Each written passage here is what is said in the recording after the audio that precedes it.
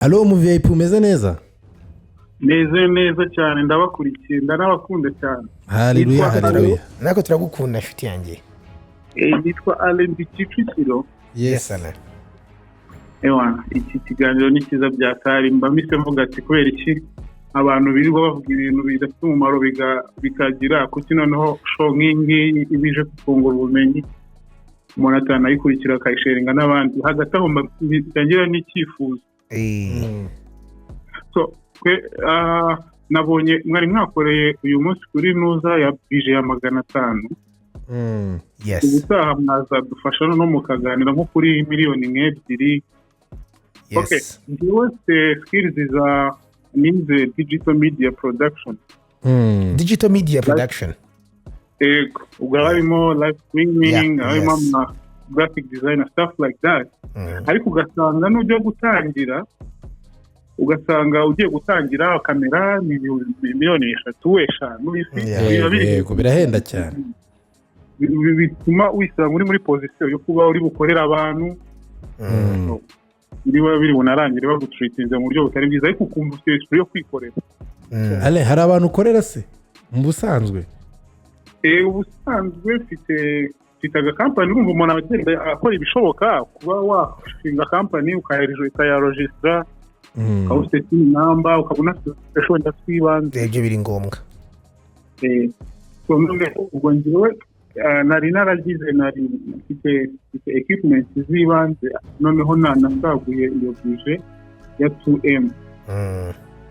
Ndi kuvuga ariko nagira ka business ku ruhande nashyiramo 2M mu gihe mba ndi gukora tuno bimwe birakabya kariyeri. Ariko Alain actually sinzi murakurikiye n'ibiganiro by'ubushize ariko ndakunda cyane iyo spirit kunavuze uti ngiye mfite vision mfite company mfite ubumenyi ahubwo aho ngaho noneho bita bigaruka n'ahandi mu kintu twavuze kare ese online presence yawe imeze ite? Okay, kuko urumva kuba ubasha kubuzwi ukanamenyekana kuri ukagira social media zikomeye cyangwa se ko ufite uburyo bwa marketing mu guha abakiriya bakwiye ibyo bintu bihari ari check kuvuga uti kabisa giye w'abakiriya n'ibikorwa byanjye bamaze kwimenyera reputation yanjye ni nziza nibaza ko igishuri icyo gihe kitaba ikibazo hano kuko hari ama banks wakwegera ugasaba small loan. Okay, hari ntuza twavuzeho programs nyinshi ushobora gukuraho small loan ukaba wafata ka loan gato k'imiliyoni 3-4 ukabasha kuba wakora ibyo bintu warabitekerejeho? Yewe nibaza ko Alain uri mu murongo mwiza rwose komeza. Yewe budi reka gukorera abantu si bibi. Hari ikintu cyitwa gig economy ni ikintu gishyashya kije. If you can do as many gigs as possible ukabanza ugakorera abantu yego bakagucitinga ariko hari igihe utangira gukorana n'aba industry leaders abantu bakomeye nk'ubu dufite umuvideographe wacu witwa BGC yamenyekanye cyane kubera gukorana na EAP ugakorana n'ahandi hantu n'abantu bagukoresha batangira kuvuga ati abo ati wa muntu ukora ibitaramo binini bya mbere bikomeye mu Rwanda ati n'uyu niwe ukora coverage yabyo no streaming ese uyu Alain niwe wakoze tuvuge niwe wa streaminze inama y'umushyikirano. Icyo gihe nawe niyo ugiye kubona n'undi mukiriya hari amafaranga umuca kubera yuko urumva hari ikintu cyaje ku izina ryawe gikomeye. Ariko icyo gitangira buhoro buhoro ni ikintu cyubakwa igihe kirekire. Je numva ko aho ngaho ari mu nzira gusa urumva no muri serie ufite ibintu urumva hari nayo ya savings already ariko harayabura. Alain ngiye nibaza ko uko nkumva ndumva umuntu uri serious ndumva umuntu uri disciplined. Umuntu nkawe nambwira you know what maybe reba ku mwa partnering akaguha ideni cyangwa se bank cyangwa se hari n'ama programs atandukanye twabivuzeho mu gihano cyabanshirije cy'ubushize mu byerekanye ama grant programs cyangwa se ama loan programs wajyamwo buri ideni iyo uri umuntu ufite discipline umuntu ufite icyo ushaka kugeraho buri ideni ntabwo ari ribi ushobora gufata ideni ukarikoresha neza kugira ngo uvuge ngo reka ndindire cyane ariko ureba situation urimo niba ari ukomeza gukorera abantu ugakomeza ukabika, niba ari ukuba wareba nka banki mwakorana cyane cyane ibiganiro cy'uko twavuze ari amabanki yo hagati na hagati ni meza, abafite tu loan program ashobora kuguriza miliyoni 1 miliyoni 2 mu buryo bworoshye, ukaba wabasha kuba wakomeza, cyangwa se ninde mu mwapaneringa mukamwapaneringa mugafata iyo equipment ariko mugapanga uburyo iyo equipment izagenda uyigaruriza buhoro buhoro mu kazi umukorera cyangwa se muri partnership mwapanze. I think icyo ni ikintu cyo gukora. At the same time ntiwibagirwe ikintu cyose ukora ukidocument. It's very very important. Umuntu wese ukoreye akantu service yose muguru utumva icyo ngusaba cyonyine jya kuri page yanjye, niba mva byiza kugira ko website andika testimonials, nyandikira yuko nagukoreye neza cyangwa umeka review, ko kubika ubuhamya bw'abantu wakoreye mbere bakuvuga neza ni ikintu gikomeye, sibyo? Yego. Okay, Ale. Urakoze coach. Murakoze cyane. Yego. Yes, ibimeze birimo ukiri mutoya. Ibyo ni byiza cyane, turabikunda kubi. Nagira ngo mbere na mbere mbashimire ibiganiro byanyu, ndabikunda ndakunda. Maze igihe kinini nkurikira YouTube channel yanyu. Urakoze cyane. Urakoze Eme. Thank you so much Eme. Ngira ngo nkubaze akabazo. Njya mbona ukunda gusoma ibitabo bya personal development, finances. Nagira ngo ubaze nk'ibitabo 5 wa commandinga mu young entrepreneur ushaka gutera imbere wenda, and then give me some takeaways wenda nko mu bitabo nka 2 byagufashije muri ibyo 5. Okay, ukora mu yihe field? Wigeze mbwira field ukoramo harya? Trading, like ndacuruza. Uracuruza? Ucuruza iki Eme? Ncuruza cosmetics. Ariko I'm also in real estate broker. Okay, perfect. Impamvu nari mbikubashije no kugira ngo mite guha nk'ibitabo nk'abingaye bijyanye cyane cyane na industry urimo. Okay, so nk'umuntu w'umucuruzi, nk'umuntu muri real estate broker ukeneye ikintu cya mbere ukeneye no kuba really strong muri sales no muri marketing.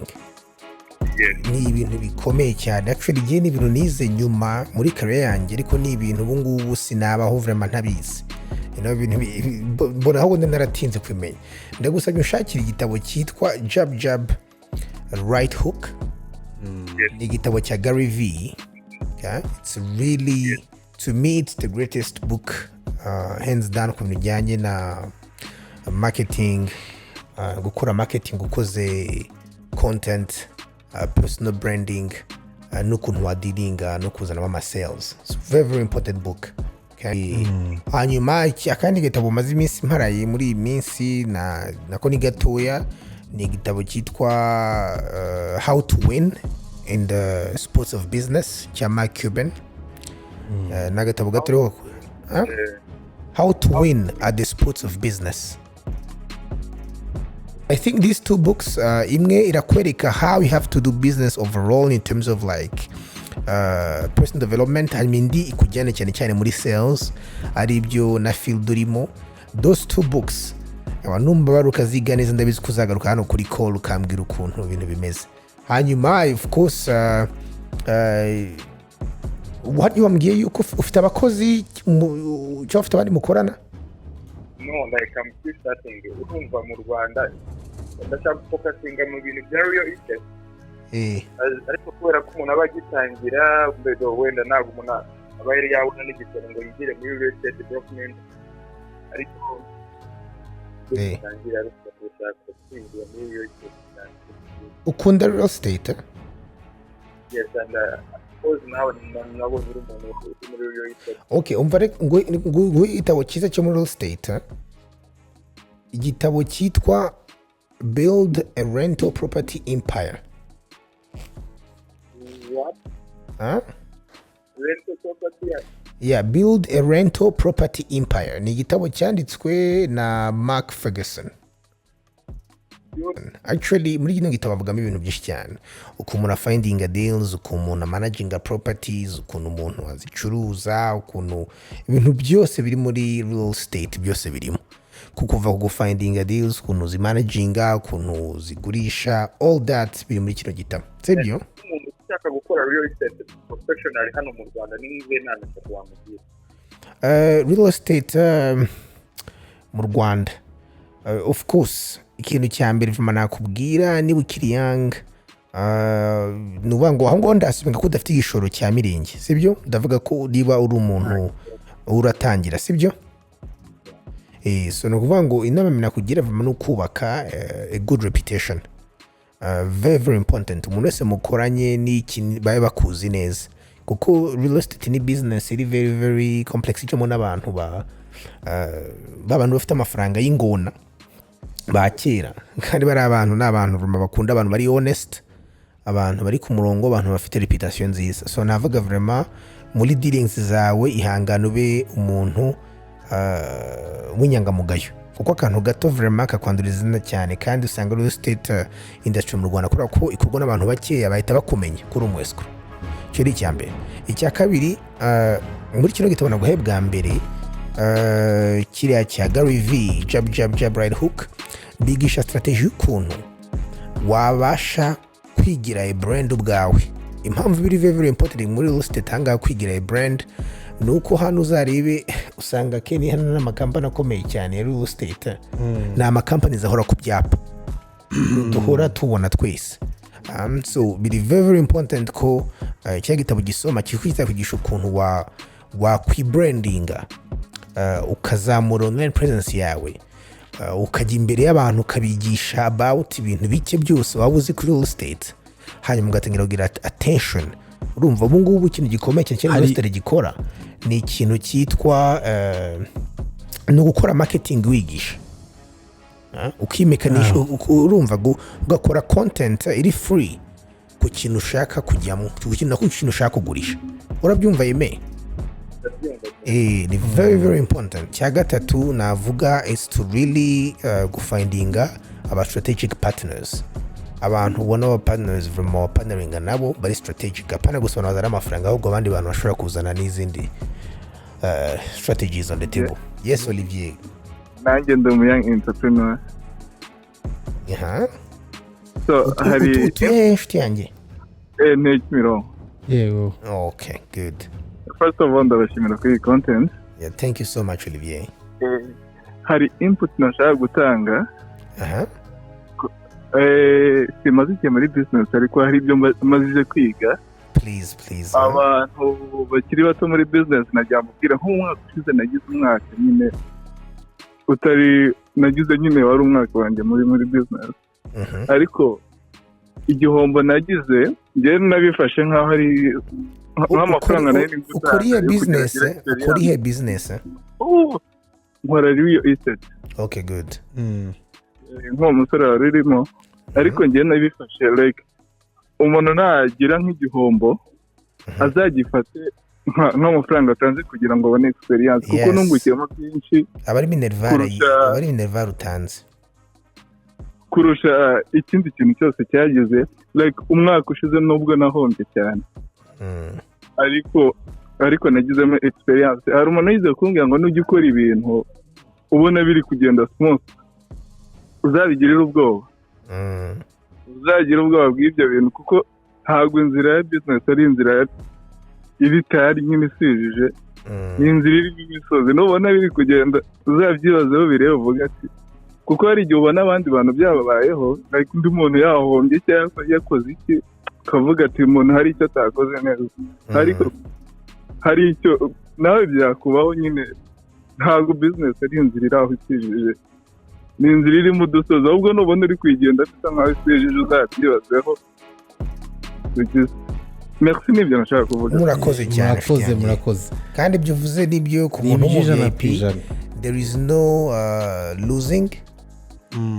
There is only winning and learning. And there is also learning. So ngo niyo uhombye uba wize. Ntabwo usino guhari pe. Ibyo uvuga ni ukuri. Kandi buriya nk'umu entrepreneur cyiza utsindwa shiri 10 ariko iyo ukubise rimwe gusa ugaruza inshuro Ukubise 10 rimwe. zose. Yeah, honestly, it served me with so much experience. Kabisa, nabivuga. Yeah, thank you. Nibyo nashaka kuba. Thank you. Thank you Bye, very ijoro much. ryiza. Yes, hari umutwe wa Belize ngo 5 ideas watangiye ufite miliyoni imwe. No kunda gusabye umva ikiganiro twavuze ama ideas menshi. Wikura mu yose twumva telefone ya nyuma. Twavuze ama business menshi cyane. Hanyuma ariko tuzakora n'ikindi kiganiro naho kuri biliyoni 2, 3, 4, 5. Sibyukene.